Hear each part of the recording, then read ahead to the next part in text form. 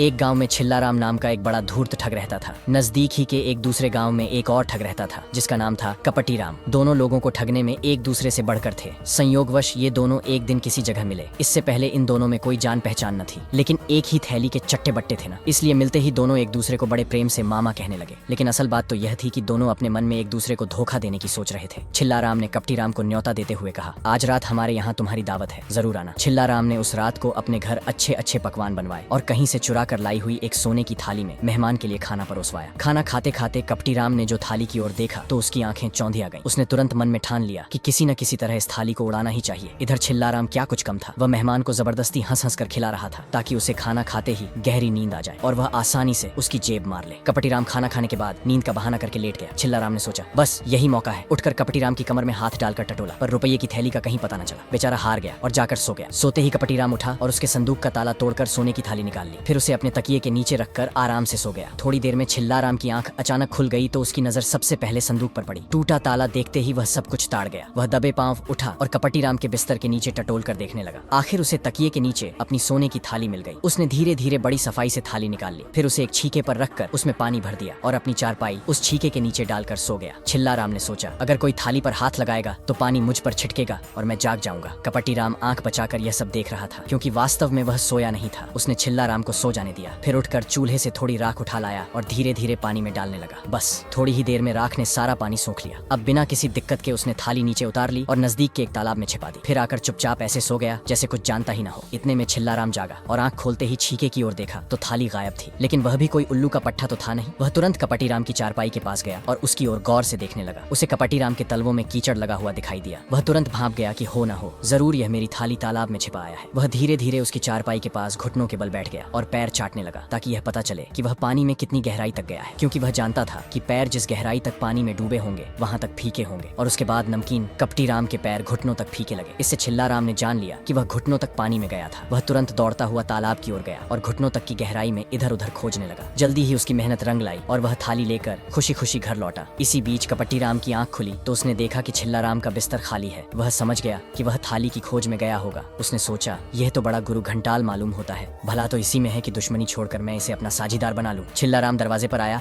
तो कपटीराम उसके सामने जाकर बोला, मामा, अब तक मैं तुम्हें बुद्धू समझ रहा था, लेकिन तुम तो बड़े घाघ निकले। आओ आज से हम दोनों दोस्ती कर लें। आगे से हम दोनों साझे में काम करें तो खूब कमाई होगी। जो कुछ मिलेगा दोनों आधा आधा बांट लेंगे। इस बात पर छिल्लाराम भी राजी हो गया। एक दिन एक शुभ घड़ी में दोनों दोस्त चोरी करने चले। राह में कपटीराम ने छिल्लाराम से कहा, देखो मामा, मैंने सुना है कि हमारे गांव का लाला दयाराम मर गया है। हम लाला के भाई और उसकी पत्नी के पास जाकर कहेंगे कि लाला जी ने हमसे 1000 रुपया उधार लिया था और चुकाया नहीं था। वे तो अचानक मर गए, इसलिए अब आप हमारा रुपया चुका दीजिए। लेकिन इसमें एक दिक्कत है, वे लोग जब पूछेंगे कि तुम्हारी बात का सबूत क्या है तो हम क्या जवाब देंगे? वह जवाब भी तुम ही सोच निकालो ना। छिल्लाराम ने कहा, अच्छा तो सुनो, जहाँ लाला जी की चिता जलाई गई थी वहीं एक गड्ढा खोदकर मैं तुम्हें गाड़ दूंगा। डरो मत। सांस लेने के लिए एक और एक छोटा सा छेद छोड़ दूंगा। फिर मैं लाला जी के भाई और उनकी पत्नी के पास जाकर रुपया मांगूंगा। जब वे सबूत मांगेंगे तो कहूंगा, आइए जहाँ लाला जी को जलाया गया था वहाँ जाकर पुकारता हूँ। अगर वे हामी भरते हैं तो आप मेरा रुपया दीजिएगा, नहीं तो नहीं। हाँ, जब मैं उन्हें यहाँ ले आऊंगा और लाला जी का नाम लेकर पुकारूंगा तो तुम्हें जवाब देना होगा। मैं तुमसे पूछूंगा कि तुमने मुझसे 1000 रुपया उधार लिया था कि नहीं, तब तुम हामी भर देना। अगर हमारी चाल चल गई तो दोनों आधा आधा बांट लेंगे। दोनों कपट्टी और छल्लियाराम राजी हो गए। अपनी होशियारी पर फूले न समाये। छल्लियाराम को गड्ढे में छिपाकर कपट्टीराम लाला जी के घर गया। जैसा सोचा था वही हुआ। लाला जी के भाई ने कहा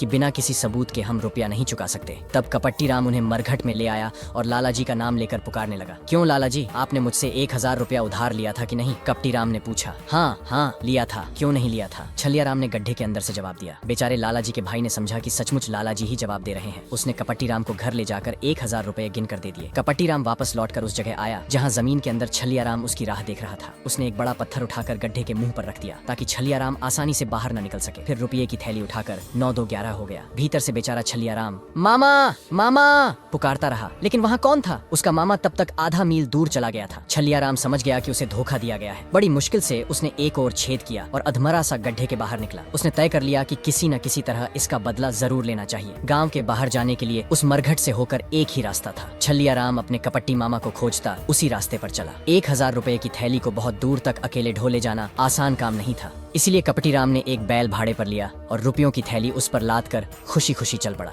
छल्लियाराम ने बहुत दूर से कपटीराम को देख लिया। वह सोचने लगा किस सूरत से इसे मजा चखाया जाए। इतने में उसे एक घर के बाहर बरामदे में एक जोड़ा चप्पल रखा हुआ दिखाई दिया। उसने जल्दी से उसे उठा लिया और बेतहाशा दौड़ता हुआ कपटी राम से भी आगे निकल गया। आगे जाकर उसने एक चप्पल रास्ते में गिरा दिया, फिर वहां से थोड़ी दूर और आगे जाकर उसने दूसरा चप्पल भी गिरा दिया और खुद पास ही एक खेत में छिपकर तमाशा देखने लगा। चंद मिनटों में कपटी राम बैल को हाँकता हुआ वहां पहुंचा तो उसकी नजर उस चप्पल पर पड़ी। चप्पल नया था, लेकिन उसने सोचा एक चप्पल लेकर क्या करूंगा। यह सोचकर उसने उस चप्पल को छुआ तक नहीं, लेकिन थोड़ी दूर आगे जाने पर उसे दूसरा चप्पल भी दिखाई दिया। तब यह पछताने लगा, अरे मुझे वह चप्पल उठा लेना चाहिए था, लेकिन मैंने सोचा एक चप्पल लेकर क्या करूं। अच्छा, अब भी कुछ बिगड़ा नहीं है, बैल को इस पेड़ से बांध दूंगा और दौड़कर दूसरा चप्पल उठा लाऊंगा। यह सोचकर उसने बैल को पेड़ से बांध दिया। वह जगह बिल्कुल सुनसान थी और रुपये की थैली भी भारी थी, इसलिए उसने उसे बैल की पीठ पर ही छोड़ दिया और दूसरा चप्पल लाने पीछे दौड़ा। उसकी आंखों की ओट होते ही छल्लियाराम बाहर निकल आया और जल्दी से बैल को भगा ले गया। थोड़ी दूर ले जाकर उसने बैल को छोड़ दिया और रुपये की थैली लेकर एक पुल की ढेरी में छिप गया। कपटी राम जब लौटा तो बैल लापता था। वह समझ गया कि हो न हो यह छल्लियाराम की चालबाजी है, उसके सिवा